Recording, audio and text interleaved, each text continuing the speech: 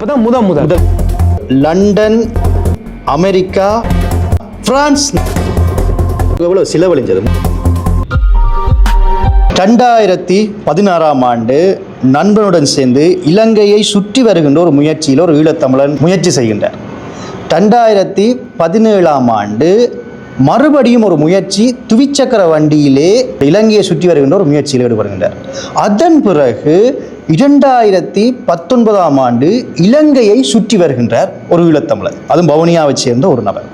அதன் பிறகு 2023 ஆண்டு இங்கே இருந்து, அதாவது இலங்கையிலிருந்து வவுனியாவில் இருந்து தமிழ்நாட்டுக்கு சென்று தமிழ்நாட்டில் இருக்கிற மாவட்டங்களுக்கு ஒரு சுற்றுப்பயணத்தை மேற்கொள்ளுகின்றார் ஒரு ஈழத்தமிழர். வெற்றிகரமாகவும் அதை செய்து முடிக்கின்றார்.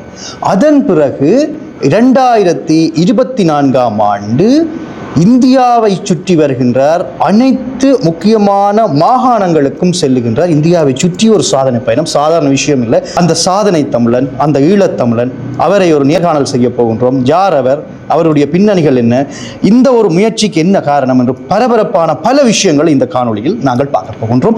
விது.டாட் யூடியூப் சேனலில் முதல் முறையாக பார்க்குறீங்கன்னு சொன்னால் மறக்காம சப்ஸ்கிரைப் பண்ணிட்டு இந்த காணொலியை பாருங்க. வாங்க காணொலிக்குள்ள போகலாம். அந்த சாதனைக்கு சொந்தக்காரரான எங்களுடைய ஈழத்தமிழன் பிரதாபன் அண்ணாவின் அருகில் இருக்கிறோம். வணக்கம் பிரதாபன் அண்ணா. வணக்கம் தம்பி. வணக்கம் நேயர்களே. பிரதாபன் அண்ணா, பல சாதனைகளுக்கு இப்பொழுது நீங்கள் ஒரு சொந்தக்காரன். முக்கியமாக பிரதாபன் அண்ணா அடுத்த கட்டமாக பயணிக்க போகிற இடங்கள் லண்டன், அமெரிக்கா, பிரான்ஸ் நாட்டுக்கு அடுத்த கட்டமாக துவிச்சக்கர வண்டியிலே பயணிக்க இருக்கின்றார். ஸோ அதற்கு இவ்வளவு ஒரு பயண அனுபவங்கள் நான் இதுக்கு முதல் சொல்லியிருந்தேன். அந்த கதைகளை நாங்கள் இன்றைக்கு கேட்க போகின்றோம். பிரதாபன் அண்ணா, உங்களை பற்றிய ஒரு சிறிய அறிமுகம். நான் அதற்கு முதல் சொல்லுகின்றேன், இவர் ஒரு ஆசிரியர் என்பது எனக்கு தெரியும். வவுனியா மாவட்டத்தைச் சேர்ந்தவர், ஒரு பாடலாசிரியர், பல பாடல்களை எழுதியிருக்கின்றார். பிரபல இசையமைப்பாளர் கந்தப்பு ஜெயந்தனுடைய நண்பர் என்றதும் எனக்கு தெரியும். உங்களை பற்றி அறிமுகம் எங்களுடைய நேயர்களுக்கு சொல்லுங்கள். என்னுடைய பேர் பிரதாபன் தர்மலிங்கம். நான் கள்ளிக்குளம் என்ற ஒரு அழகான கிராமத்திலே தான் பிறந்தேன். வயசெல்லாம் கேட்காதீங்க. நான் ஓமந்தை மத்திய கல்லூரியிலே எனது உயர்கல்வியை படித்து, பிறகு மதுரை காமராஜர் யூனிவர்சிட்டியிலே இங்கே இருந்து கொண்டே பிஏ தமிழ் அதை நான் நிறைவு செய்திருக்கின்றேன். வவுனியா தான் எனது சொந்த இடம். ஆனால் உண்மையாக வவுனியாவை தாண்டி எல்லா இடத்திற்கும் சொந்தக்காரன் ஆக வேணும் என்ற ஒரு எண்ணம் என்ற மனசிலே சின்ன வயசுலேருந்து இருந்தது. என்னமோ தெரியவில்லை, பயணத்திலே நிறைய விருப்பம். பல பேர் தடுத்திருக்கிறார்கள், பேசியிருக்கிறார்கள் எல்லாம் இருந்தாலும் இந்த பயணம் செய்வதை என்னால் நிறுத்த முடியவில்லை. வீட்டிலே நான் இருப்பது மிக குறைவு. எனது வீட்டிலே சென்றால் என்னை பார்க்க முடியாது. எப்பவும் வவுனியா டவுனில் தான் காண முடியும். அப்படி ஒரு என்னமோ தெரியவில்லை, எனக்கு அப்படி ஒரு பொதுவான ஒரு இயல்பு இருக்கிறது. இந்த ஆசிரியர் பணியை விட்டு நீங்கள் எப்படி இந்த துவிச்சக்கர வண்டியில், அதாவது முதலாவது பயணத்திலிருந்து நாங்கள் செல்ல போகின்றோம் நேயர்களே, நண்பனோட சேர்ந்து மோட்டார் வாகனத்தில் நண்பனோட சேர்ந்து ஒரு பயணம், அதை எப்படி நீங்கள் திட்டமிட்டீங்க? அதாவது 2016 ஆண்டு. உண்மையாக என்னென்னா, கலைத்துறையில் இருந்த ஈடுபாடு, அப்பொழுது நாங்கள் பாடல்கள் செய்து கொண்டிருக்கின்ற பொழுது எங்களுக்கு பெரிய வரவேற்பு போதாமல் இருந்தது. அப்போ அதை ஒரு விழிப்புணர்வாக முதல்ல வட மாகாணத்தை சைக்கிளிலே வவுனியாவிலிருந்து முல்லைத்தீவு, முல்லைத்தீவிலிருந்து யாழ்ப்பாணம், யாழ்ப்பாணத்திலிருந்து மன்னாரிலிருந்து மீண்டும் வவுனியா, கிட்டத்தட்ட ஒரு 300 சொச்ச கிலோமீட்டர்களை 3 நாளிலே 350 400க்குள்ளே சுற்றி வந்தது. இதுக்கு முதல்ல நான் பாடசாலைக்கு ஒவ்வொரு நாளும் இருக்கின்ற எனது வீட்டில் இருந்து பாடசாலை ஓமந்த மத்திய கல்லூரி 10 கிலோமீட்டர் வரும். காலையிலே 10 கிலோமீட்டர், பின்னேரத்திலே 10 கிலோமீட்டர் ஓடுறது. இந்த சைக்கிள் அனுபவங்கள், ஓடும்போது சில நண்பர்கள் சைக்கிள் பாரில் எல்லாம் ஏற்றி கொண்டு போவோம். அப்போ இந்த அனுபவங்கள் சுவாரஸ்யமாகவும் உடலுக்கு ஒரு உற்சாகத்தையும் தருகின்றதாக இருந்தது.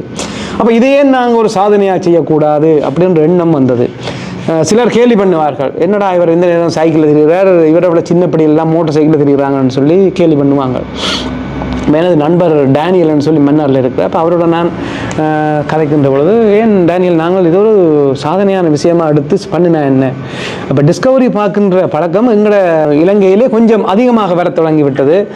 உங்களுக்கு தெரியும், மேன் ஆஃப் த வைல்டுன்னு சொல்லி என்ன பேர் அவருக்கு,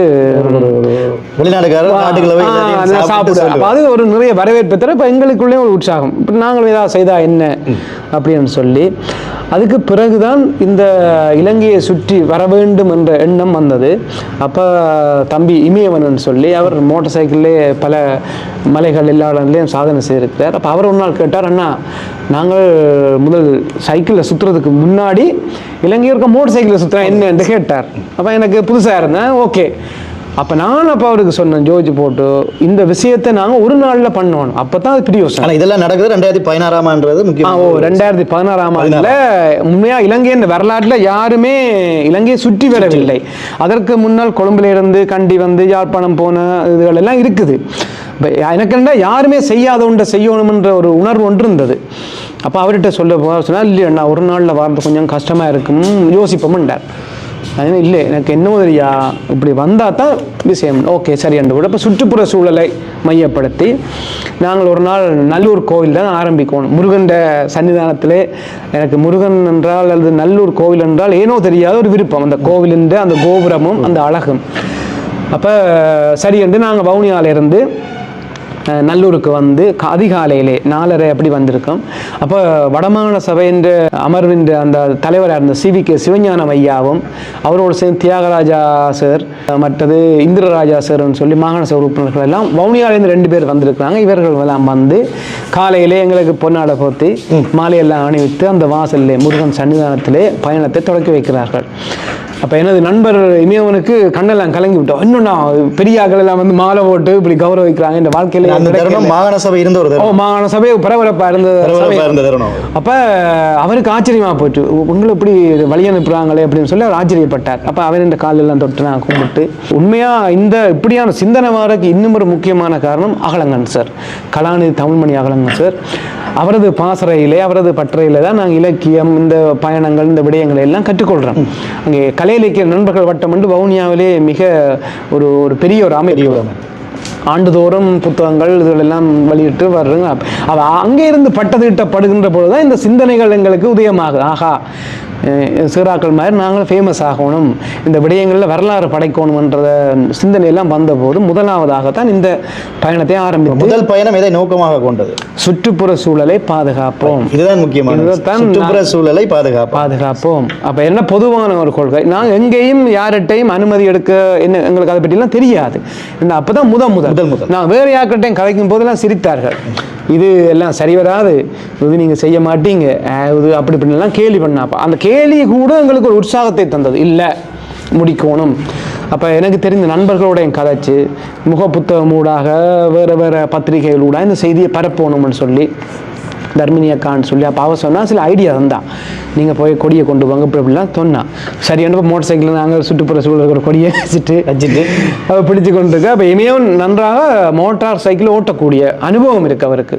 அப்போ நாங்கள் நல்லூரில் இருந்து ஸ்டார்ட் பண்ணி அப்படியே பூநகரி ஊடாக நாங்கள் மன்னாருக்கு செல்ல, மன்னாரில் எங்களை அந்த சிந்தனைகளை எல்லாம் நாங்கள் செதுக்குகின்ற அந்த நண்பனான டேனியல் நண்பர், அவர் வந்து பள்ளிமுனையில் இருக்கிறார் பெருக்கு மரத்துக்கு அண்மையிலே. அவர் வந்து எங்களை அங்கே வரவேற்று தேநீர் மற்றது இந்த பலகாரங்கள் இதுகளெல்லாம் தந்தார்.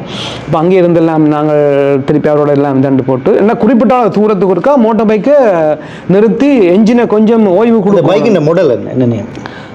பல்சர் அப்படி இருந்தோ. அப்போ அவர் இமயவன் சொன்னாருன்னா, அண்ணா தொடர்ந்து ஒன்றா ஹீட் ஆயிடும், நாங்கள் சுற்றி வர 1300 கிலோமீட்டரும் ஓடி வரைக்கும் மோட்டார் பைக் பிரச்சனை ஆகும். நான் அப்பப்போ சில இடங்களில் ஒரு 150 கிலோமீட்டருக்கு ஒருக்கா நின்று கொஞ்சம் கலையாறி போட்டு போக மாட்டார். இன்னும் சரியென்று போட்டப்பா அப்படி. அதுக்கு பிறகு நாங்கள் வில்வத்து காட்டு ஊடாகத்தான் புத்தளம் போனாங்க. கிட்டத்தட்ட ஒரு 40-50 கிலோமீட்டர் காடு, அடர்ந்த காடு, ரோட்டெல்லாம் படு மோசம்.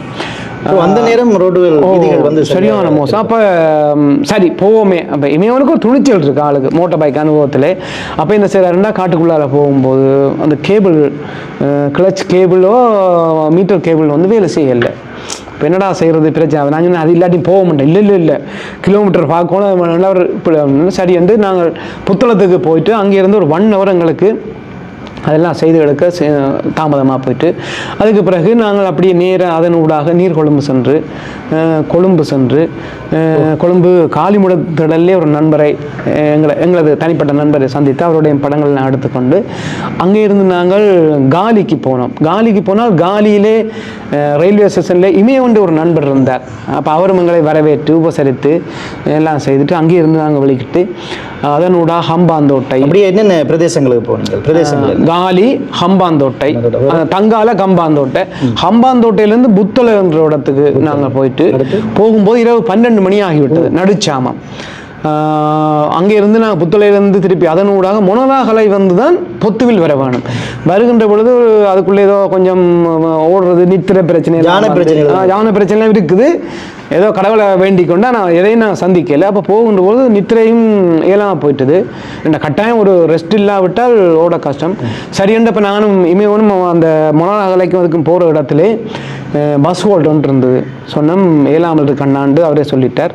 சரி என்றால் அதில் மோட்டர் பைக்கை நிப்பாட்டிட்டு பேக்குகளையும் தலைக்கு வச்சு பஸ் ஹோல்ட்லேயே ஒரு 1 hour நித்திரை உண்டு. அரைகுறை நித்திரை தான். என்ன ஓடும்போது ஏதாவது ஒரு சின்ன ஒரு மிஸ்டேக் கண்டா கூட மோட்டர் சைக்கிள் விபத்தாகிவிடும். சரி ரெண்டு போட்டு அப்புறம் 4:30க்கு எழும்பிட்டோம். எழும்பி அங்கே இடத்துல டீலாம் குடிச்சிட்டு பழையபடி ஓட்டம் தான். எத்தனை ஆயிரம் கிலோமீட்டர்? 1300 கிலோமீட்டரோட கூட கொஞ்சம் கூட. முதலாவது பயணம் 1300. எங்க முடிக்கிறீங்க? நல்லூர்ல ஆரம்பிச்சு முடிச்ச இடம் திருப்பி நல்லூருக்கு வந்துட்டோம். திருப்பி நல்லூர் ஒத்துவில்லூடாக மட்டக்களப்பு வந்து திருவோணமலை வந்து புல்மோட்டை வந்து இப்போ புல்மோட்டையிலிருந்து வெளியோயா ஊடாக முல்லைத்தீவு வந்து முல்லைத்தீவிலிருந்து பழையபடி நாங்கள் ஆனரவை வந்து அப்படி ஆனரவால நல்லூருக்கு வந்து சேர கிட்டத்தட்ட 39 மணித்தியாலத்திலே நாங்கள் அங்கே வந்துட்டோம். அங்கேயும் நண்பர்கள் வரவேற்றலாம். அப்போ நாங்கள் டைம் எல்லாம் பார்த்தோம். அப்போ இப்படி மாதிரியான சமூக வலைத்தளங்களில் இந்த விஷயங்கள் எல்லாம் புது விடயம். அது முதலாவது பயணம். 2016 1300 கிலோமீட்டர் 39 மணித்தியாலத்தில் வந்து முடிக்கிறீங்க. அடுத்த பயணத்தை பற்றி சொல்லுங்கள். அடுத்த பயணம் 2017ஆம் ஆண்டு துவிச்சக்கர வண்டியில் தன்னந்தனியை வெளிக்கிறீங்களா நண்பருடைய? தன்னந்தனியை தான் வவுனியாவிலிருந்து வெளிக்கிட்டு பருத்தித்துறைக்கு வந்து பருத்தித்துறையிலிருந்து பழையபடி யாழ்ப்பாணம் நல்லூர் கோவில் கோட்டை ஊடாக பூநகரி ஊடாக மன்னார் சென்று மன்னாரிலிருந்து வில்வத்து காட்டிலே செல்வதற்கு அனுமதி கிடைக்கவில்லை. அதனாலே செட்டிக்குளம் தந்திரிமலை ஊடாக திருப்பி புத்தளம் சென்று புத்தளத்தில் நீர்கொழும்பு சென்று அதே ரூட் தான்.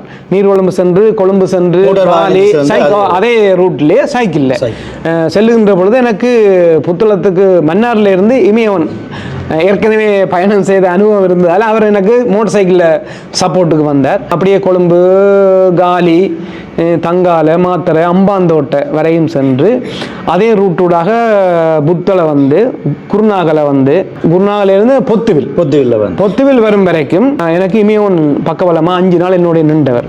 சாப்பாடு, தங்குமிடம் எல்லாம், மழையும் பெய்யும் எல்லாம். அப்போ அது இங்கே வவுனியா கந்தசாமி கோயிலில் வெளிக்கின்ற பொழுது பலர் சொன்னார்கள், இது உனக்கு தேவையில்லா வேலை, கிட்னியை பழுதாக்குற வேலை என்றெல்லாம் சொல்றாங்க. நான் எதையும் கணக்கெடுக்கல, எனக்கு செய்தே ஆகணும், முயற்சி செய்யணும், ஏண்டா ஒரு சாதனை படைக்கணும் என்ற நோக்கத்தில். அப்போ நிறைய பேர் வந்து வரவேற்று மாலையெல்லாம் போட்டெல்லாம் வழி அனுப்பி வைத்தார்கள். அது சந்தோஷம்.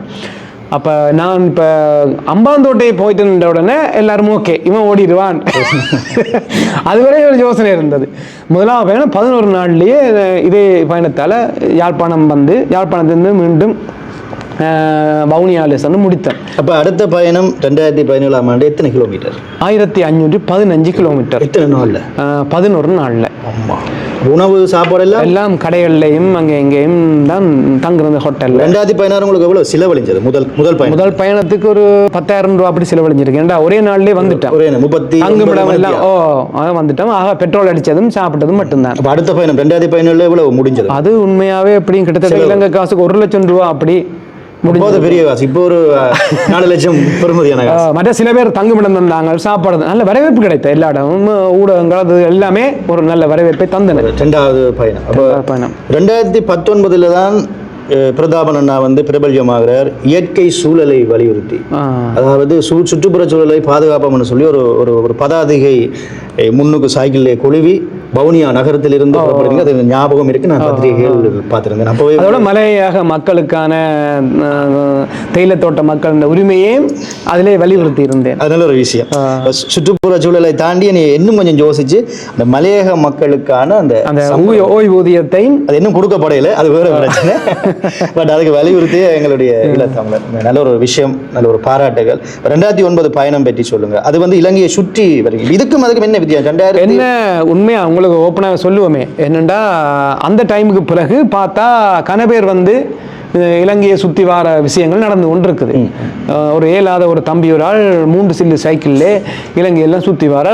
இப்போ பார்த்தோம் நாங்கள் செய்ததை எல்லாரும் மீறிடுவாங்களோ என்ற எப்பவும் நாங்களோ அதுக்காக பராமப்பட இல்லை, நாங்கள் அடுத்த செய்யணுமென்ற இப்படியே போனால் எங்களோட பேர் இல்லாமல் போயிடும்ன்ற யோசனை இல்லை. இல்லை இதுக்கு அடுத்த கட்டம் என்னண்டா, அப்போ ஒரு நண்பர் ஒருவர் இருக்கிறார்.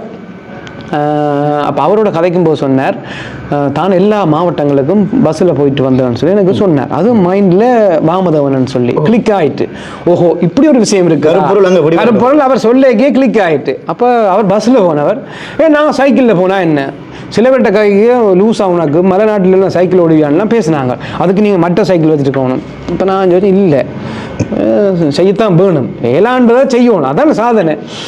2 போட்டு அப்போ பார்த்தன் இப்படியே விட்டால் எங்களோட பேர் மங்கிவிடும். அப்போ பார்த்தன் இல்லை, நாங்கள் திருப்பியும் செய்தால்தான் இந்த உலகத்தில் ட்ரெண்டிங்லேயோ என்னதுலையோ நாங்கள் முன்னணியில் நிற்கலாம் என்ற ஒன்று. இப்படி சொல்கிறதுக்காக கோவிக்காதீங்க, சொல்கிறேன். அந்த ஒரு போட்டித்தன்மை நீங்கள் சொன்ன மாதிரி இருந்தால் தான் நாங்கள் ஏதோ அடுத்தடுத்த இடத்துக்கு போகலாம். எங்களுடைய நோக்கங்கள் பெருசாக இருந்தால் தான் எங்களுடைய வெற்றிகளும் பெருசாக, இல்லாட்டி ஒரு விஷயத்தோட சோர்ந்திருப்போம். அப்போ பார்த்தன் ரைட் ஓகேன்னு சொல்லி வவுனியாவிலிருந்து இந்த பயணத்தை ஆரம்பிக்க 2019 ஆண்டு சைக்கிள் ரேசிங் சைக்கிள். இப்போ நாங்கள் சாதாரணமாக உங்களுக்கு தெரியும், இலங்கையிலே இந்த லுமாலா சைக்கிள் இருக்குது. அதாவது பெண்களுக்கான சைக்கிள், ஆண்களுக்கான சைக்கிள் முன்னுக்கு ஒரு கூடிய படத்தை வச்சு இலங்கையிலே வந்து மலையக மக்களுக்கு உரிமை, சம்பள உயர்வு, உரிமை அப்படியே 2-3 விடயத்தை சுற்றுப்புற சூழல் எல்லாம் வச்சுக்கொண்டு இலங்கையை சுற்றி ஒரு மாவட்டம் 25 மாவட்டம் கட்டாயம் போகணும். அப்போ வவுனியாவிலிருந்து ஆரம்பித்து அண்டாபுரம் ஊடாக தம்புள்ள வந்து தம்புள்ளிலிருந்து மாத்தளை சென்று மாத்தளையிலிருந்து கண்டிக்கு போயிட்டு நல்ல வரவேற்பு எல்லா இடமும் கிடைச்சது. மாத்தளை போயிட்டு மாத்தளையிலிருந்து கண்டிக்கு வந்து கண்டியிலேருந்து பிறகு குருநாகலுக்கு வந்து குருநாகல் ஊடாக புத்தளம் வந்து திருப்பி அதே ரூட் அப்படியே காலி, ஆம்பாந்தோட்டை, கதிர்காமம். இந்த முறை கதிர்காமம் போகணும் ஒரு சவால். ஏனென்றால் முருக பக்தர். அப்போ எல்லா கடவுளையும் கும்பிட்டாலும் கதிர்காமம் ஒரு சிறப்பானது. அப்போ போன 2 முறையும் நான் மிஸ் பண்ணிட்டு இருந்த ஒரு கவலையில் கதிர்காமம் போகணும்னா சொன்னால் யானை இருக்குது, காடு இருக்குது, பயமண்டு. சரி என்னமோ பார்ப்போம்னுட்டு இப்போ அங்கே அது கூட கதிர்காமம் போய் திருப்பி கதிர்காமத்திலிருந்து உடவளவை கூடாக திருப்பி நாங்கள் கித்துல்களை ஊடாக திருப்பி என்ன செய்யணும், கண்டி அதுக்கு இருக்கிற அந்த ஏரியாவுக்கு வந்து நுவர்லியாக போகணும். மற்ற சைட்டால் போகிறது கஷ்டம். இந்த சைட்டில் கன்னடங்களில் சைக்கிளை உருட்டி போக வேண்டிய ஒரு தேவையெல்லாம் இருக்குது, ரத்னபுரி ஊடாக. அப்போ நுவர்லியா ஹட்டன் நுவர்லியெல்லாம் போனோடனே எல்லாருக்கும் ஒரு சந்தோஷம், ரைட் ஓடிடுவான். அது வரையும் இவர் சொதப்ப போகிறார் அப்படின்லாம் பல சுற்றி வர சாதாரண விஷயம், கடினமான ஒரு பயணம். இப்போ மலைநாட்டிலையும் சைக்கிளில் போகிறதுன்றவே கனவேர் இது சரி வராது, இவனுக்கு தேவையில்லாவில்லைன்னுலாம் சொன்னாங்க. ஆனால் பிறகு எல்லாம் ஏற்றுக்கொண்டுட்டாங்க, ரைட் செய்வான் என்ற நம்பிக்கை வந்துட்டு அப்புறம் அங்கேருந்து பதுளை வந்து திருப்பி பதுளை விட மொனராகலை வந்து பொத்துவில் வந்து கல்முனை மட்டக்களப்பு அங்கெல்லாம் நல்ல கல்முனையெல்லாம் நல்ல வரவேற்பு கொடுத்தார்கள். பட்டாசெல்லாம் கொளுத்தி மாலையெல்லாம் போட்டு அங்கே இருக்கின்ற முஸ்லீம் சகோதரர்கள் நல்ல வரவேற்பு. அதுக்கு பிறகு பார்த்தா கல்லடியில் தமிழ் இளைஞர்கள் எல்லாம் ஒன்று கூடி பேனரெல்லாம் அடித்து வரவேற்று சாப்பாடெல்லாம் தந்து அது ஒரு கடும் வரவேற்பெல்லாம் தந்து என்னை கொண்டு ஒரு 6-7 கிலோமீட்டர் வரை என்னுடைய மோட்டர் சைக்கிளில் ஒரு டீமாக வந்து மட்டக்களப்பில் ஒரு அந்த வார ஒரு பிள்ளையார் கோயில் இருக்குது, அந்த ஒரு ஆற்றங்கரை மாதிரி, அது ஒரு பிரபல்யமானது முருகண்டி பிள்ளையார் மாதிரி. அங்கே அது வரையும் எல்லாம் கொண்டு விட்டு எல்லாம் வழிகாட்டி எல்லாம் செய்துட்டு போனாங்க. அப்புறம் அதுக்கு பிறகு அங்கேருந்து நான் ஒரு மாவட்டத்தை நான் மிஸ் பண்ண வேண்டி வந்தது, பொலனறுவை. அப்போ என்ன செய்ய விசேஷமாக பொலனறுவைக்கு போயிட்டு அது கரையோரமாக இல்லை, பிறகு பொலனறுவையிலேருந்து திருவண்ணாமலை வந்து திருப்பி அதே ரூட்டால் முல்லைத்தீவு வந்து அப்படியே என்ன செய்தேன்னா யாழ்ப்பாணம் பருத்துறைக்கு போயிட்டு யாழ்ப்பாணத்தில் நல்ல வரவேற்பு எல்லாம் தந்தார்கள், உண்மையாக மறக்க முடியாது. நல்லூர் கோயில் உட்பட யாழ்ப்பாணம் யூனிவர்சிட்டி மாணவர்கள் கூட அழைத்து நான் பார்த்துருந்தேன், யாழ் பல்கலைக்கழக மாணவர்கள் அழைத்து அதோடு தான் இந்த பயணம் கூட பிரபல்யம் அடைந்தது. ஏன்னா யாழ்ப்பாணம் யூனிவர்சிட்டி என்றது ஒரு முக்கியமான இடம். அதுக்கு பிறகு பல பத்திரிகைகள் எல்லாம் கொஞ்சம் கூட இந்த விஷயம் பரபரப்பாக வழிகிட்டது. அப்புறம் அங்கேருந்து பிறகு திருப்பி மன்னாருக்கு போய் மன்னாரில் இருந்து திருப்பி வவுனியாவிலையும் நிறைவு செய்தேன். கிட்டத்தட்ட 26 நாட்கள் பிடித்தது. 26 நாட்கள் 2150 கிலோமீட்டர், 2250 கிலோமீட்டரு கிட்ட. 2வது பயணம். 2019 பயணத்துக்கு எவ்வளவு செலவழித்தீங்க? அது கிட்டத்தட்ட அதுவும் 1 லட்சம் ரூபாய்க்கு மேலே வரும். தங்குமிடங்கள் சாப்பாடுகள் எல்லாம் சில பேர் தந்தவே இருந்தாலும் கையாளம் செலவழிச்சு, சில பேர் காசாகவும் தந்தவர்கள் 5000 ரூபா 10,000 ரூபா நன்கொடை எல்லாம் கிடைத்தது. அதற்கு பிறகு தமிழ்நாடு செல்றீங்க. இந்த இந்த இந்த எண்ணம் எப்படி தோன்றியது? இலங்கையிலிருந்து தமிழ்நாடு சென்று தமிழ்நாட்டில் இருக்கிற மாவட்டங்கள் அனைத்துக்கும் துவிச்சக்கர வண்டியில், அதுவும் இந்த லுமாலா சைக்கிளில் பயணம் செய்யணும் என்ற ஒரு எண்ணம் எப்படி வந்தது? உண்மையா ஆழிக்குமரன் ஆனந்தன் சொல்லி கேள்விப்பட்டிருப்பீங்க. அவர் இந்த பாக்கு நீர்னையே நீந்தி கடந்த ஒரு சாதனையாளர். அவர் தலைமன்னார்லேருந்து ராமேஸ்வரம் வரை நீந்தி உலக புகழ் அவருக்கு ஒன்று கிடைச்சது. முதலாவது நீச்சல் போயிட்டு வந்துண்டு. அப்போ அந்த அதுகளை பார்க்கின்ற பொழுது நாங்கள் நாடு கடந்து போகக்கூடாதா, தனியாக இலங்கைக்குள்ளேயே மட்டும் நிற்கணுமான்ற எண்ணம். சில நண்பர்கள சொல்லும் போதுனா இந்தியா ஒரு பெரிய தேசம், அதெல்லாம் சாத்தியப்படாது, தேவையில்லாத முதல்ல கல்யாணத்தை கட்டு என்று சொல்லி எல்லாருமே கிண்டல் பண்ணாங்க. 30 போடைகளே சொன்னாங்க, அடே பிரதமனுக்கு கல்யாணத்தை கட்டி வைங்களா, அவன் சும்மா வேலை வெட்டி இல்லாமல் ஊரை சுற்றிருக்கான்லாம் ஒரு கேள்வி பண்ணாங்க. நண்பர்கள் அக்கறையும் இருக்குது, ஆனால் அப்படித்தானே எங்கேயுமே.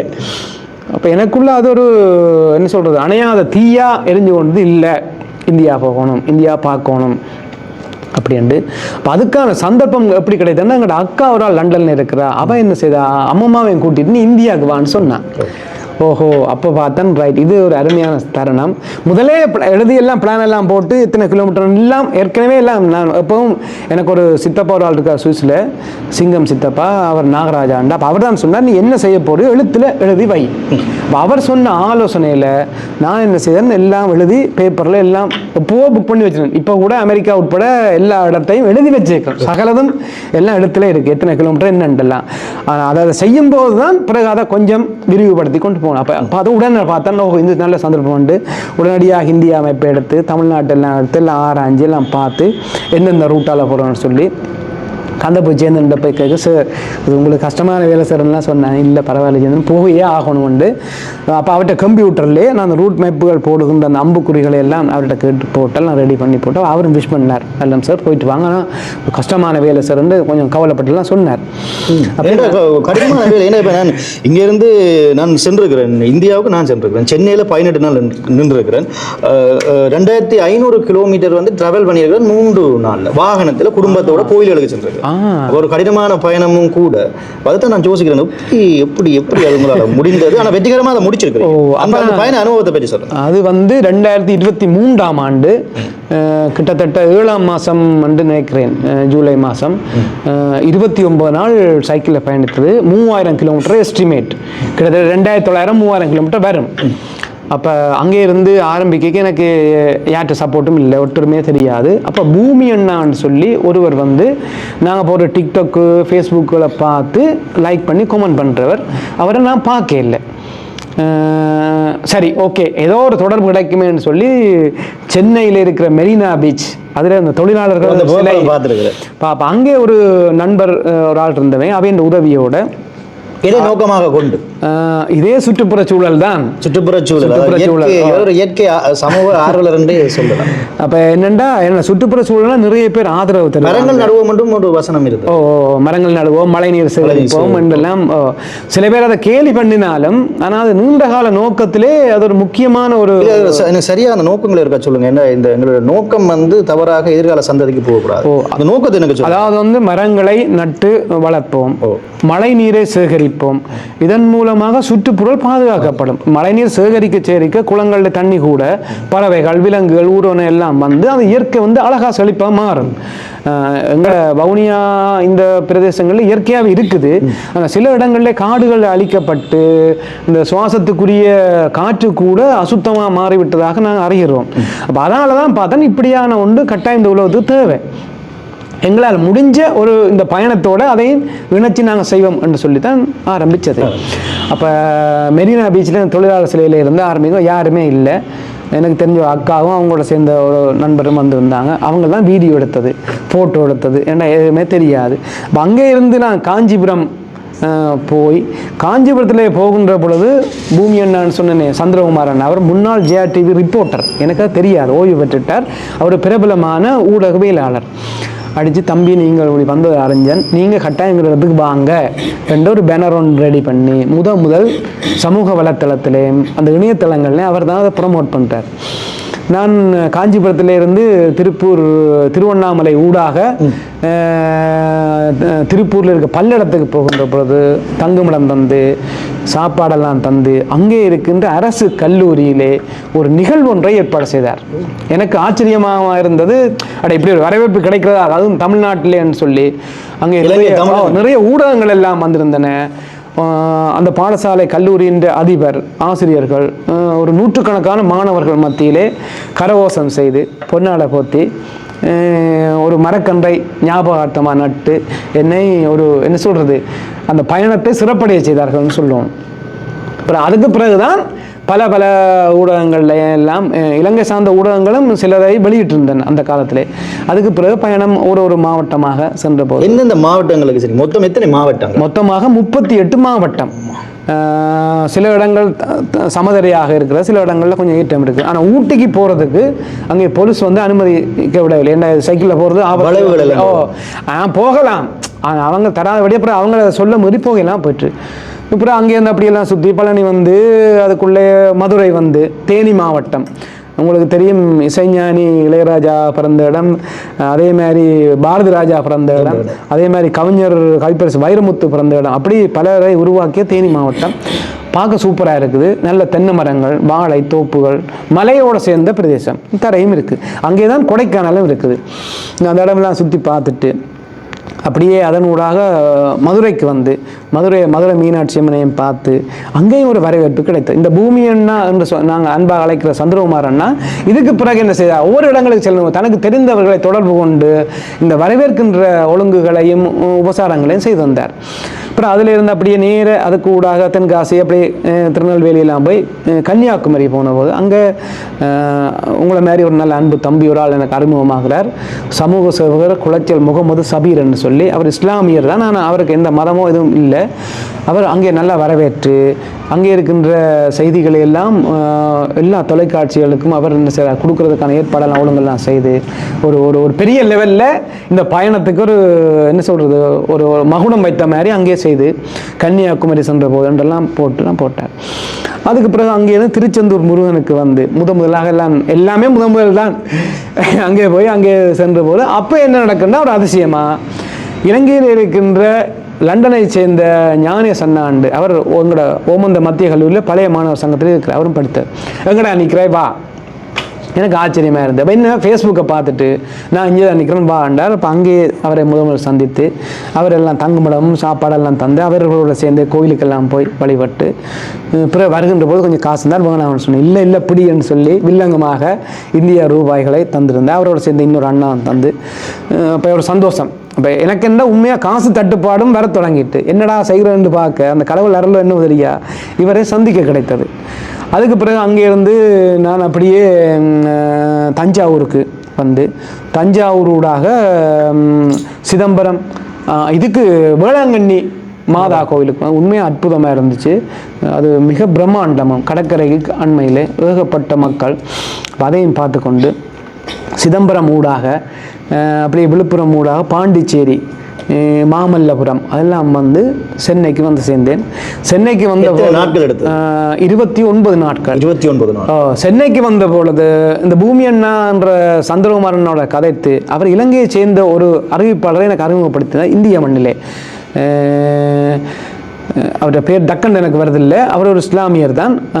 அப்போ அவர் என்ன செய்கிறார், எல்லா ஒழுங்குகளையும் செய்கிறார். எல்லா ஒழுங்குகளையும் செய்து பாக்யராஜ் நடிகர் இயக்குனர் அவரை சந்திப்ப கேள்வியாகவே வைத்திருந்தோம். சந்திச்ச பிரபலங்கள் இவரை மதிப்புக்குரிய இயக்குனர் பாக்யராஜ் சந்திச்சிருக்கிறார். அதோட சேர்த்து நடிகர் செந்தில் சந்திச்சிருக்கிறாரு.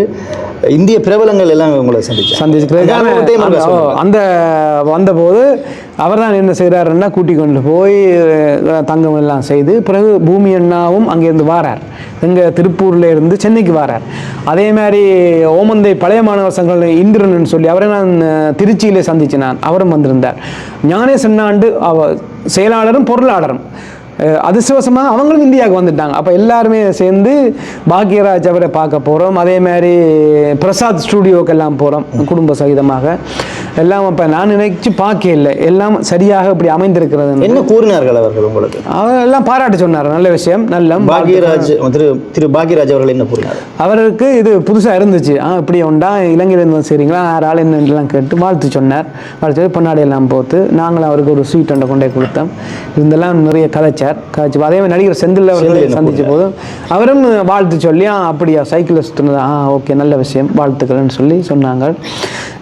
அப்போ அது ஒரு உற்சாகத்தையும் சந்தோஷத்தையும் தந்தது. அடுத்த பயணம் 2024ஆம் ஆண்டு தமிழ்நாட்டை சுற்றுவதே என்பதே மிகப்பெரிய ஒரு விஷயம். ஏன்னா தமிழ்நாடுன்றது சாதாரண, சென்னையே வந்து சுற்றுறதே மிகப்பெரிய விஷயம். சென்னைக்கு போனால் நீங்கள் தயவு செய்து பாருங்கள், சென்னை வந்து சிறிய இடம் இல்லை. உதாரணமாக சொல்ல போனால் நுங்கம்பாக்கத்துலேருந்து இங்கே மெரினா போகிறதுக்கு கிட்டத்தட்ட நிறைய நேரம் எடுக்கும். அது அதிகாலையில் போகிறது சுகம், டிராஃபிக்குள்ளே போகிறதெல்லாம் கஷ்டம். நான் நின்றுருக்கேன் நாங்கள். ஸோ அடுத்த கட்டம் 2024ஆம் ஆண்டு உங்களுடைய பயணம் இந்தியாவை சுற்றி மிகப்பெரிய ஒரு திட்டமிட சாதாரண விஷயம் இல்லை. என்ற இதாவது மொழி தெரியும், தமிழ் மொழி. அங்கே போனால் பல மொழிகள் பேசுகின்ற ஒரு ஒரு ஒரு ஒரு ஒரு பெரிய ஒரு நாடு. எப்படி அதை திட்டமிட்டு எப்படி அதை வெற்றிகரமாக நீங்கள் முடிச்சிங்க? இதை செய்துட்டு நான் இலங்கைக்கு வந்தபோது எனக்குள்ள ஒரு யோசனை, திருப்பி இப்படியே விட்டால் மறந்துடுவாங்க. அப்போ நான் நண்பர் இமையோட காட்சி வச்சுக்கிறேன்னா வருஷத்துக்கு ஏதாவது ஒன்று பண்ணுவோம், இல்லாட்டிக்கு இந்த உலகங்களை மறந்துடும். சும்மா அப்படி ஒரு எங்களுக்குள்ள இப்போ நாங்கள் செய்கிற சரியோ பிள்ளையோ தெரியாது, அப்படி ஒரு எண்ணம். அப்போ அடுத்தது என்ன செய்யலாம்ன்றக்குள்ள தான் இந்தியாண்ட கொஞ்சம் ஒரு பயமும் வந்தது. இந்தியா பெரிய தேசம், உலகத்திலே தேடி பார்க்கின்ற பொழுது 7வது நிலப்பரப்பு, கிட்டத்தட்ட 32,87,000 சதுர கிலோமீட்டர், 33 லட்சம் சதுர கிலோமீட்டர் பரப்பளவு. அப்போ ஒரு கொஞ்சம் உள்ளுக்குள்ள ஒரு பயம் இருந்தாலும் பயந்து என்ன பிரயோசனம், சாதனை செய்யணும்னு வலிக்கிட்ட பயம் சரி ஓகே செய்யத்தான் வேணும் அப்படின்னு சொல்லி சில நிர்பந்தங்களை என்ன செய்யணும், சவால்கள் தான். வீசா அடுக்கணும், 3 மாதம் தான் கொடுப்பாங்க, 6 மாதம் எடுத்தால் தான் இதுக்கு சரி. அப்போ வீசா கிடைக்காட்டி என்ன செய்யறது, எல்லாம் பிழைச்சிடும். அப்போ அது கடவுளுடைய அருளும் உண்மையாகவே கிடைச்சிது. இந்த பயணத்துக்கு நடக்குமா இல்லையாண்டெல்லாம் எனக்குள்ளே ஒரு கேள்விக்குறி, வெளியில் சொல்லவும் இயலாது. சொல்லி ஃபெயிலியராக போயிட்டால் எல்லாருமே கேள்வி பண்ணுவாங்க, அதுக்கப்புறம் நாங்கள் இந்த பயணத்தை பற்றி வாய் திறக்க இயலாது. அப்போ அப்படி ஒரு பரபரப்பு. வீசாவுக்கு அப்ளை பண்ணி கடவுளை நினச்சிருக்கு. வீசா 6 மாதம் வந்துட்டு கொழும்புக்கு அனுப்பி. அப்போ அதோடையே ஒரு ஓகே இந்த 3 மாதம்னா காணாது, இடையில போயக்குள்ளே வீசா முடிஞ்சிடும். வீசா முடிஞ்சால் கணக்கு சிக்கல். அப்போ அது ஒரு ஓகே. அதுக்கு பிறகு காசு பிரச்சனை. காசுக்கு பல நண்பர்களுடைய தொடர்பு கொண்டு ஒவ்வொருத்தரும் கடனாக தான் உதவி செய்தார்கள். காசு பிரச்சனைன்றதான் அந்த ஒரு கேள்வியை நான் மறந்து விட்டுட்டேன். அந்த 2023ஆம் ஆண்டு இந்திய பயணத்துக்கு தமிழ்நாடு சுற்றி ஓடினதுக்கு எவ்வளவு காசு செலவழித்தீங்க? கிட்டத்தட்ட இலங்கை ரூபாயில் இப்போ 3 லட்சம் ரூபா குறையாது. தங்குமிடம் சாப்பாடு அதுகளுக்கு எல்லாம் அப்படி முடிஞ்சிருக்கும். ஏன்னா ஒரு நாளைக்கு கிட்டத்தட்ட ரூம் காசு 1000 ரூபா, சாப்பாட்டுக்கு ஒரு 500 ரூபா அப்படி முடியும். 30 நாள் மண்டைக்குள்ள அப்படி வரும். அப்புறம் இதற்கு எப்படி நீங்கள் திட்டமிடுறீங்க? அடுத்த இந்தியாவுடைய எத்தனை மாகாணங்களை சுத்த நீங்கள்? மொத்தமாக 29 மாநிலங்கள் இருக்கு. 29 மாநிலங்கள் 29 நாடு. அதில் 25 மாநிலம் மிகப்பெரியது, மற்றதுகள் சிலதுகள் கொஞ்சம் கொஞ்சம் சின்ன. அப்போ ஒரு கிட்டத்தட்ட 25 நாடுகள் சேர்ந்த கிலோமீட்டர் வந்து கணக்கு பார்த்தா 15,000 கிலோமீட்டர் கிட்ட இருக்குது. 15,000 கிலோமீட்டர் துவிச்சக்கர வண்டியில் இந்தியா சுற்றி ஓடிக்க வந்துருக்கீங்களா? அப்போ எஸ்டிமேட் பண்ணும்போது 14,700 வந்தது. அப்போ நான் பார்த்தேன் சரி இனி அங்கே இங்கே போயிட்டு வர எல்லாமே 15,000 என்றால் பார்க்குற ஆட்களுக்கும் அந்த கிலோமீட்டர் ஞாபகம் வைத்துக்கொள்கிற இலகுன்றதாக 15,000 சொல்லி போட்டெல்லாம் அடித்து சைக்கிளுக்கு முன்னுக்கு ஏற்கனவே இருந்த நண்பர்கள் தந்த ஆலோசனைக்கு அமைய சைக்கிளில் முன்னுக்கு பொருத்தி கொண்டு தான் நிதியம் இப்போ என் நண்பர் லண்டனில் இருக்கிறார், அவரும் போன பயணத்துக்கு உதவி செய்வார் இந்திரன் சொல்லி. அப்போ அவர்கிட்ட கேட்டேன், இப்படி நான் இந்தியாவுக்கு போகிறேன், இப்படி பயணம் செய்ய போகிறேன், காசு உதவியா? நான் அப்போ அவர் உடனே 50,000 ரூபா எனக்கு அனுப்பியிருந்தார். எங்கள் சொந்தக்காரர்கள் எல்லாருமே கடனாக தந்தார். சித்தப்போரால் இருக்கிறார் ஆஸ்திரேலியா, அவரும் கொஞ்சம் காசு தந்தார். இங்கே அகலங்கர் சாரும் வந்து 1 லட்சம் ரூபா தந்துட்டு நீ கிடைக்கிற போது தான்னு சொல்லிட்டார். வேறு நண்பர்கள்ட்ட எல்லாம் அங்கே கடனாக வாங்கி கொண்டு தான். அப்பவும் எனக்கு தெரியும் இடையில போய் காசு இல்லாமல் போகுமண்டு. ஏனென்றால் அங்கே செலவுகளை எல்லாம் எனக்கு சொல்ல தெரியல. சரி, மைண்டில் ஒரு யோசனை, எப்படியோ யாரோ பயணம் வலிக்கிட்டா உதவி செய்கிறதுக்கு யாராவது வருவாங்க, அல்ல அங்கே இருந்து கொண்டு எங்களோட சொந்தக்காரர் யார்கிட்டையா கேட்டால் கட்டாயம் கிடைக்கும். அப்போ தான் இமையே ஒன்று சொன்னார் ஐடியா, அண்ணா நீங்கள் இந்த முறை போயக்குள்ள பேங்க் கார்டை ஆக்டிவ் பண்ணிவிட்டு போங்க. அப்போ என்ன செய்தேன், சரி ஓகேண்டு சம்பத் பேங்கில் போயிட்டு அவங்களோட ஹோட்டலில் கழிச்சு இந்தியாவிலேருந்து கார்டு போட்டு எடுக்கிறோம். எனக்கு அதுக்கு மேலே தெரியாது. அப்போ அதையெல்லாம் ஆக்டிவ் பண்ணி கொண்டு அங்கே போயிட்டு இப்போ போகின்ற பொழுது காசு கையில் இருக்கும்போதும் பிரச்சனை இல்லை, காசு முடிய தப்பித்தவறி கார்டு வேலை செய்யாட்டி என்ன செய்கிறது, இந்த யாருமே கிட்ட வரவும் இல்லை, கால் பண்ணோன்னு ஒருத்தனும் வரவும் இல்லை, ஒரு தொடர்புமே இல்லை. இந்த ஃபோனும் இந்த கார்டும் பிரச்சனை ஆகிட்டேன்டா நான் அனாதரவாக நிற்க வேண்டிய நிலைமை. இப்போ யோசிச்சு கொண்டு போகிறோம், கார்டு வேலை செய்யாட்டி என்ன செய்கிறேன், நான் டெஸ்ட் பண்ணவும் இல்லை. ஒரு பயங்கரமான நிலைமை தான். அப்படித்தான் அந்த பயணத்தை ஆரம்பித்து சென்னையிலேருந்து ஆரம்பித்தது. கொஞ்சம் இந்த பயணத்தினுடைய அந்த மாநிலங்களை பற்றி சொல்லுங்கள். எனக்கு எந்தெந்த மாநிலங்களுக்கு மாநிலங்கள் அப்படியே சொல்லி கொண்டு வா. ஓகே, நான் பயணித்த மாதிரி முதல்ல வந்து சென்னை தமிழ்நாட்டிலேருந்து ஆரம்பித்து அதனோட ஆந்திரா சென்று, ஆந்திராவிலிருந்து தெலுங்கானா, முதல் ஆந்திரா தெலுங்கானா ஒன்றாக இருந்து பிறகு பிரிஞ்சபடியாக தெலுங்கானாவில் இருந்து நாக்பூர் வந்து பம்பாயில் இருக்கிற மகாராஷ்டிரா மாநிலத்தில் ஒரு தொங்கல் பகுதி, அது நான் பம்பாய் வந்தாலும் அதை நான் விட்டுட்டு சொல்கிறேன். நாக்பூர் போயிட்டு அங்கேருந்து சத்தீஸ்கர்ன்னு சொல்லி ஒரு இடம் இருக்குது, ஒரிசான் இருக்குது, உலகத்திலே சூரிய தேவன் ஆலயம், அங்கே பிரபலமான கோயில் எல்லாம் இருக்குது, அங்கே சென்று அங்கேருந்து கொல்கத்தா வந்து மேற்கு வங்கம் சென்று மேற்கு வங்கத்திலே இருந்து அப்படியே சில்லிகுரியன்னு சொல்லி ஒரு இடத்தினூடாக சிக்கிம் மாநிலம், மிகச்சிறியது, கோவாவும் மாதிரியே சின்ன மாநிலம். அங்கே சொல்கிறதுக்கு பார்த்தா அது கொஞ்சம் மலைப்பாதையில் அது மண் சரிவெல்லாம் இருந்தபடியாக பார்த்தவங்க ஆபத்தானது. ஒரு சின்ன கல் வந்து சைக்கிள் கம்பியில் பட்டு உடைஞ்சாலே சைக்கிள் ரிம் வளைஞ்சா உடையலாது. அப்போ ஒரு பயம் ஒன்று வந்துட்டு அப்போ அந்த இடத்தின் பார்டருக்கு போய்ட்டு திரும்பி அங்கேருந்து பிறகு அசாம் மாநிலம், இந்தியா வந்து கிழக்கு பக்கம் சீனா பக்கம் உள்ள அசாம் மாநிலம், அங்கேருந்து அருணாச்சல் பிரதேசம்னு சொல்லி அது கிட்டத்தட்ட கண்டி மாதிரி மலை பிரதேசம். அங்கே ஒரு 7 கிலோமீட்டர் சைக்கிள் உருட்டி கொண்டு தான் போனான். அவ்வளவு உயரமான இடம், அழகாக இருந்தது. அங்கேயும் மண் சரிவெல்லாம் இருக்கு. ஆனால் இருந்தாலும் ஒரு சரி வலிக்கிட்டாச்சு, நீ என்ன செய்யறது, பயந்து பிரயோசனம் இல்லை, சரி விடு என்று சொல்லி பின்ன சைக்கிளை விட்டு இப்போ அங்கேருந்து பிறகு சென்ற பாதை விட வந்து அதில் மணிப்பூர், நாகாலாந்து, மிசோரம் என்ற இடங்களுக்கு போக முடியாது. அதுவும் மலை பிரதேசம்தான். பார்த்தா அதுக்குள்ளே போனால் அதுக்குள்ளேயே 1 மாதம் பிடிக்கும், பாதைகளும் சரியில்லை.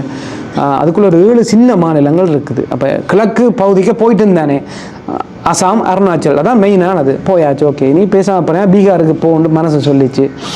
சரியான திரும்பி வந்த பாதை ஊடாக திரும்பி வந்து சிலிகுரிக்குள்ளால், சிலிகுரின்றது வந்து நேபாளம், பூட்டான், பங்களாதேஷ் 3 கல் இருக்கிற மாதிரி இடத்துக்குள்ள முக்கோணத்தில் சின்ன இடம், அதுக்குள்ளால் போனால் தான் கிழக்கு இந்தியா போகலாம். அப்போ பழையபடி அதுக்குள்ளாலே வந்து பீகாரில் தான் பட்னான்னு சொல்லி ஒரு நகரம் இருக்குது. அது ஒரு உண்மையாக அற்புதமானதும். அங்கே தான் அசோக சக்கரவர்த்தி தன் ராஜ்யத்தை நிறுவி இந்தியாவின் அந்த சின்னம் இருக்கிற சிங்கத்தின் அந்த சின்னத்துக்குரியது அங்கே பீகாரில் தான் உருவானதாக சொல்லுவார்கள். அசோகத்தூணோ அங்கே இருந்து பிறகு புத்தகாயா அடித்து பார்த்தேன், புத்தகாயா இங்கே தான் இருக்குண்டு. ஆகா, புத்தருக்கு ஞானம் கிடைத்தவன் இங்கேன்னு சொல்லி புத்தகாயாக்கெல்லாம் போயிட்டு பீகாரில் இருந்து உத்தரப்பிரதேசத்தில் தான் காசி இருக்கிறது, வாரணாசி. அதே மாதிரி அயோத்தி இருக்கிறது, ராமர் பிறந்த இடம், அற்புதமான இடம், பார்க்கவே அழகாக இருக்குது. இப்போல்லாம் கோயிலெலாம் கட்டிஸ்மா அது வேறு லெவல். 25-30 கிலோமீட்டருக்கு முதலே அதுக்கான அலங்காரம்லாம் வச்சுருக்காங்க. அங்கே போயிட்டு அங்கேருந்து ஆக்ரா, தாஜ்மஹால் இருக்கிறது உத்தரப்பிரதேசத்தில். தாஜ்மஹால் அது சொல்ல முடியாது, அதுக்கு தனியாகவே ஒரு இதை சொல்லணும்னா அப்படி மெய் சிலிர்த்து விட்டதோ, நினைச்சு பார்க்கல. இந்த ஃபோட்டோ வீடியோவில் பார்க்குறத விட அவ்வளோ அற்புதம், சும்மா நேராக பார்த்தாங்கிறது அது உண்மையானது தெரியும். அப்படி ஒரு அழகு. அங்கேருந்து கிருஷ்ணர் பிறந்த இடம் மதுரான் இருக்கிறது, அதுவும் வந்து உத்தரப்பிரதேசம் தான். அங்கே இருந்து பிறகு டெல்லிக்கு செல்லுகின்ற பொழுது டெல்லிக்கு வந்துட்டோமே அப்படின்ற ஒரு ஆச்சரியம் இருந்தது.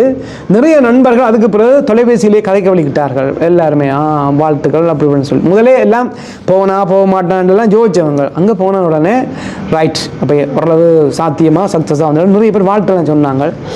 டெல்லி அந்த பெரிய கேட்டெல்லாம் இருக்குது, அதெல்லாம் பார்த்துட்டு அங்கே இருந்து அதனூடாக அப்படியே ரிஷிகேஷ், அதுக்குள்ள இமயமலையோடு இருக்கிற உத்தரகாண்ட் பகுதி, அது வந்து கங்கையும் இமயமலையும் சந்திக்கின்ற ஒரு பகுதி. இமயமலையிலேருந்து கங்கை இறங்கி தரையை தொடுகின்ற இடம்தான் ரிஷிகேஷ். இங்கால தரையில் பாயுது, அது மலையில் பாயுது. அற்புதமான இடம். அதுக்குள்ளே 2-3 கோவில் எல்லாம் இருக்கிறது, சிவன் ஆலயம்தான். அந்த ஏரியா முழுவதுமே தியானத்துக்கு பேர் போன இடங்கள். நிறைய மண்டபங்கள் எல்லாம் தியானம் செய்வதற்கு, அதாவது பக்தி சார்ந்தது. அங்கே இருக்கின்றவர்களை பார்க்கின்ற பொழுது முகமெல்லாம் உண்மையாக அழகாக இருக்கின்றது.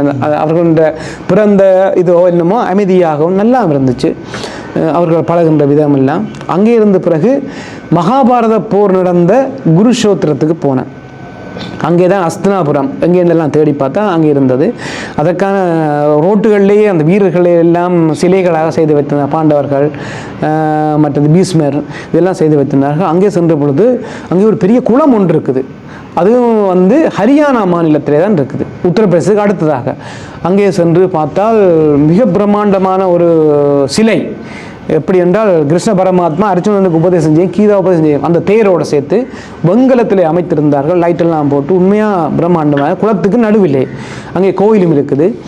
அதையும் பார்த்தேன். அங்கேயும் நீராடினால் புனிதம் என்று சொன்னார்கள், அங்கேயும் போனேன். அதே மாதிரி கங்கையிலேயும் ரிஷிகேஷ்லேயும் இறங்கினா பயங்கர வெள்ளம். அதில் பெரிய கைமொத்த சங்கிலியெல்லாம் போட்டுருக்காங்க. அதில் பிடிச்சி கொண்டு தான் குளிக்கொண்டு இழுத்து கொண்டு போயிடும். அப்போ அதில் இன்னொரு பிரச்சனை என்னென்னா, சைக்கிளை விட்டு போகிறது சிக்கல். அந்த கோயில் அடியில் வந்து விட்டு போனால் கழுவெடுத்துருவாங்கன்னு பயம், பேக் இருக்குது. அப்போ கங்கையில் இறங்கி அது கொஞ்சம் மேலே தான். சைக்கிளையும் பார்த்து தான் குளிச்சது. தப்பித்த ஒரு பேக் எடுத்துகிட்டு போயிட்டா எல்லாம் அதுக்குலாம் காசுகள் அது எல்லாமே இருக்குது. உதவிக்கு யாருமே இல்லை. ஃபோட்டோ வீடியோ எடுக்கிறதுக்கு கேமராவை கொடுத்தா தப்பித்தவரை அவன் கேமராவோட ஓடிட்டா, ஃபோனோட ஓடிட்டானுன்னா எனக்கு பார்க்குறதுக்கும் வழி இல்லை. அதால் எந்த காரணம் கொண்டு நான் யார்கிட்டையும் ஃபோனை கொடுக்கவே இல்லை. ஃபோட்டோ எடுக்கிறோன்னு பின்னுக்கு போயிட்டு அப்படி போயிட்டேன். எனக்கு யாருன்னு தெரியாது, எங்கே என்ன தெரியாது, மொழியும் தெரியாது. மொழி தெரியாது அப்படின்னா வடிவா சொல்கிறேன். அப்போ அப்படி போய் பார்த்துட்டு அங்கே இருந்து பிறகு நான் என்ன செய்தேன், ஜம்மு காஷ்மீருக்கு போகலாமான்னு பார்த்தேன். அது கொஞ்சம் கஷ்டம். மலையோட சேர்ந்த இடம். போகலாம், உடலும் சரியாக மெலிஞ்சு விட்டது. கிட்டத்தட்ட 77 கிலோ இருந்த நான் 62-63 கிலோவுக்கு குறைஞ்சிட்டேன். ஏண்டா அங்கே சிக்கனோ இந்த இதுகளோ வந்து ஒரு 40 நாளைக்கு மேலே எனக்கு கிடைக்கல. எந்த கடைகளுக்கு போனாலும் ரொட்டி, சப்பாத்தியும், பருப்பும், வெங்காயம், மிளகாய், கொஞ்சம் ஊறுகாய், இதுதான் கிடச்சிது. அங்கത്തെ சில சாப்பாடு எனக்கு கொஞ்சம் ஒத்துக்கொள்ள இல்லை. ஆனால் அவங்களுக்கு அங்கே இருக்கிற மக்களுக்கு ஓகே, அவங்களுக்கு அதுக்கு பழக்கப்பட்டு அதெல்லாம் ஓகே. அப்போ வெயில் ஒரு பக்கம் சரியென்று போனால் மழையும் ஒவ்வொரு நாளும் பின்னேரத்தில் ஒரு கொஞ்ச நேரத்துக்கு மழையும் பெய்யும், கட்டாயம் மழை பெய்யும். மழை பெய்தா குடையும் பிடிச்சி தொப்பியும் போட்டு ஜக்கெட் போட்டு கொண்டு பார்த்தா, ஜக்கெட் போட்டால் வாகனம் வர தெரியா சைட்டால். அப்போ வாகனம் வர தெரியாட்டி அடித்து விட்ருவாங்க. அப்போ குடையண்டா தெரியும் கண் பார்வைக்கு. அப்போ அதால் ஜக்கெட்டும் போட இல்லை, எல்லாம் நனைந்தான். நனைஞ்சாலும் கடும் மழை பெய்து காற்றடித்தால் மேம்பாலங்களுக்கு கீழே சின்ன சின்ன பாலங்கள் இதெல்லாம் இருக்குது. அங்கே போய் நிற்க மக்கள் நிற்பாங்க, அதுக்குள்ளே நிற்கிறது மழை விடும்பறை. அக்கா முழுசாக விடும்பறை நிற்கல, நின்றா நான் இருள்றதுக்குள்ளே அங்கே போயிடணும். அப்போ மழை கொஞ்சம் குறைஞ்ச உடனே திருப்பி கூடைய பிடிச்சி போய்த்தான் ஆகணும். ஒரு நாளைக்கு 120 கிலோமீட்டருக்கு குறைஞ்ச ஓடுனா இந்த பயணத்தை முடிக்க இயலாது. அதனால் என்னதான் செய்தாலும் அங்கே என்ன யாரும் கட்டுப்படுத்த இல்லை, ஆனால் ஓடித்தான் ஆகணும். அப்படி ஒரு நிர்பந்தமான நிலையில் ஜம்முவுக்கு போயிட்டு அப்படியே அடுத்ததாக ஜம்முலேருந்து பிறகு திருப்பி என்ன செய்தேன்டா, பஞ்சாப் பொற்கோவில், அதாவது சீக்கிய மதத்தினற்ற புனிதமான இடம். அது வந்து அந்த பொற்கோவிலேருந்து பாகிஸ்தான் லாகூர் வந்து ஒரு 30-40 கிலோமீட்டர்லாம் போர்டர் இருக்குது. அப்போ பாகிஸ்தான் எல்லாம் அங்கே போனால் வரும். அப்போ எனக்கு என்னென்னா அடுத்த நாட்டுக்கு போகிறதுக்கான வீசாவோ ஏதோ இல்லை அப்படியே நான் என்ன அங்கே அதே மாதிரி நேபாளத்துக்கும் போயிருக்கலாம், வீசா இல்லை அப்படியே போகல. இதுக்கு அடுத்த மாநிலம் பஞ்சாப்ல இருந்து வந்து திருப்பி ஹரியானா வருகிறது. ஹரியானா வந்து ஹரியானால இருந்து டெல்லிக்கு அண்மையிலே வந்து ராஜஸ்தான் பாலைவனம் மிக்க ஒரு தேசம். இப்போ எனக்கு பயணம் சைக்கிளுக்கு காத்து போயிட்டா என்ன செய்யறது, இந்த வெக்கைக்குள்ள பார்த்தேன். நான் போன இடங்களுக்குள்ள அவ்வளவு வெக்கைண்டு இல்லை, தார் பாலைவனம் பக்கம் போக இல்லை. ஆனால் தார் பாலைவனத்தால் இலகுவா குஜராத் வரலாம், ஆனால் அதுக்குள்ள போய் மாட்டிதான் பிரச்சனை வந்தால் சிக்கல். அப்போ பார்த்தேன் மற்றனி உடம்பும் தளர்ந்து போயிட்டு, அதுக்கு பிறகு கொஞ்சம் மச்ச சாப்பாடு அங்கங்கே கிடைக்க வலிக்கிறது, கொஞ்சம் பரவாயில்லை. வந்தால் ராஜஸ்தான் ஜெய்ப்பூருக்கு வந்தேன். ஜெய்ப்பூருக்கு வந்து மழையண்டா அப்படி மழை அடித்து கிட்டத்தட்ட முழங்கால் அளவுக்கு வெள்ளம், ரோட்டுகள் எல்லாம் பாஞ்சு வாகனங்கள் எல்லாம் தண்டு என்ன செய்கிறேன்னு தெரியாது. அதில் ஒரு 2-3 மணி நேரம் டிலே ஆகிட்டு அந்த பள்ளம் இதுகளுக்குள்ளே. அப்புறம் அதிலேருந்து பிறகு நான் மத்திய பிரதேசத்துக்குள்ளே தான் அனுமார் பிறந்த இடம். அங்கே இருக்கிற இந்தோர்னு சொல்லி ஒரு அங்கே வந்து உலகத்தின் இந்தியாவின் மிக பிரபல்யமான பல்கலைக்கழகங்கள் எல்லாம் அங்கே பேர் போனதெல்லாம் இருக்குது. இந்தோருக்கு வந்து அங்கே உளுந்து பயிற்சி எல்லாம் செய்திருந்தாங்க. மற்ற இடங்கள் எல்லாம் நெல் தான். அப்போ அதையெல்லாம் பார்த்துக்கொண்டு இந்தோருக்கு வந்து இந்தோரில் வந்து மத்திய பிரதேசம், அங்கே இருந்து குஜராத் மாநிலம் வந்து மகாத்மா காந்தி இப்போது இருக்கின்ற பிரதமர் மோடி அவர்கள் பிறந்த இடம் குஜராத். வந்து குஜராத் ஒவ்வொரு மாநிலம் பார்க்குறதுக்கே ஒரு மாதம் வேணும். அப்போ நான் வந்து ஒவ்வொரு மாநிலத்தின் சிட்டிகளுக்கு தான் போனேன், நகரங்களுக்கு போயிட்டு கொழும்பு போனால் அது கொழும்பு முக்கியமான இலங்கை சொல்றேன்னு தெரியல, கேபிட்டல் தலைநகரம், அது அந்த மாநிலத்தினுடைய தலைநகரத்துக்கு போயிட்டு அப்போ அங்கே இருந்து பிறகு திருப்பி பம்பாய்க்கு வரணும். வருகின்ற பொழுது எனக்கு ரூம் கிடைக்கவில்லை. இதுவரையும் ரூம் எல்லாம் கிடைச்சிது ஏதோ ஒரு வகையில், அதுவும் பெரிய கதை தான். அப்போ கிடச்சி வந்தால் ரூம் கிடைக்கல. கேட்டால் அவங்க சொன்னாங்க இது உள்நாட்டு பயணிகளுக்கு மட்டும்தான் கொடுப்போம், வெளிநாட்டாக்களுக்கு இல்லை. அதாவது சுற்றுலா பிரயாணங்களில் பேர் போன இடம் இது குஜராத்திலேருந்து பம்பாய் வரைக்கும். அப்போ என்ன அப்போ எனக்கு ஒரு அண்ணா கிருஷ்ணமூர்த்தி அண்ணா லண்டனில் இருக்கிறார், அவரும் சைக்கிளிஸ்ட் தான். அப்போ அவர் சொன்னார் நீங்கள் போய் தொப்பி போடுங்க. அதுக்காக தான் நான் இந்த முறை ஹெல்மெட் போட்டது. அதை விட சொன்னார் உங்களுக்கு எதுவும் சிக்கல் வந்தால் நீங்கள் பெட்ரோல் செட்டில் தங்குங்க, தாங்கள் அதுக்குரிய டென்ட் எல்லாம் தாங்கள் கொண்டு போகிறதா, இப்போ உங்கள்கிட்ட டென்ட் வாங்க ஏலாட்டிங்க நீங்கள் பெட்ரோல் செட்டுக்குன்னு. அவர் சொன்ன ஞாபகம் வந்துச்சு. ஒரு 7-8 இடத்துல ரூம் கேட்க உங்களுக்கு இல்லை, நீங்கள் இலங்கை ஆள் வெளிநாட்டுக்காரருக்கு இங்கே தங்குறதுக்கான அனுமதியை நாங்கள் பெற்றுக்கொள்ளாபடியா ஐ எம் சாரி சார் இல்லைன்னு சொன்னாங்க. 7-8 அலைஞ்சிரிஞ்சு வெறுத்து போச்சு. எல்லாம் ஒரே மாதிரி சொன்னாங்க. பார்த்தன் சரி வராது ஓடுவோம்னு சொல்லிட்டு விடியப்புறம் 3 மணி வரையும் ஓடக்கூடிய வரையும் ஓடுனேன். சைக்கிள் ஓடுறீங்க அப்படியே ஓடிக்கொண்டே இருக்கேன். ஓடி கிட்டத்தட்ட ஒரு நாள் 202 கிலோமீட்டர் ஓடுனேன். அந்த நாள் ஓடி போனால் எனக்கு நித்திரை வர தொடங்குது. வாகனம் ஓடிக்கொண்டான் இருக்குது. என்னடா செய்கிறது பார்த்தன் ஒரு பெட்ரோல் செட் இருந்து அதில் ஒரு பெஞ்ச் உண்டு இருந்து சைக்கிளை கொண்டு விட்டேன். நித்திரைன்னா அவ்வளோ நித்திரை, நுழம்பு கடிக்குது ஒரு பக்கம். சின்ன துணி தான் வச்சிருந்தேன், எல்லாம் போத்துக்கொண்டு பெரிய அளவு உடுப்புகள் எல்லாம் கொண்டு போகலன்னா கொண்டு போனால் சைக்கிள் ஓட கஷ்டம். அப்போ இதே உடுப்பை ஒரு நாள் துவச்சி காய போடணும், ஃபோனுக்கு சார்ஜ் பண்ணணும். இப்போ என்ன செய்யறோன்னு தெரியாது. சரி நடக்கட்டும் நித்திரையை கொள்வோம் உண்டா, ஏன்னா கண் எரியுது எனக்கு, நீ ஓட இல்லாது. அப்படி இப்போ ஏதாவது நடந்துட்டால் என்ன நடக்கிறன்ற அந்த பயம் வர உதவிக்கு யாரும் வரவும் மாட்டாங்க. கூப்பிட்டாலும் எல்லாம் கதைப்பாங்க, அங்கே நினைக்கவே எதுவுமே நடக்காது, யார்ட்டையும் உதவியும் கிடைக்காது. சரியாக நித்திரை ஒன்றுட்டு பிடி எழும்பி பல்லு மினுக்கல. பிறகு அங்கே பெட்ரோல் செட்டில் எல்லாம் மினுக்கி எல்லாம் கழுவிட்டு போகிறோம். ஃபோனுக்கு சார்ஜ் இல்லை.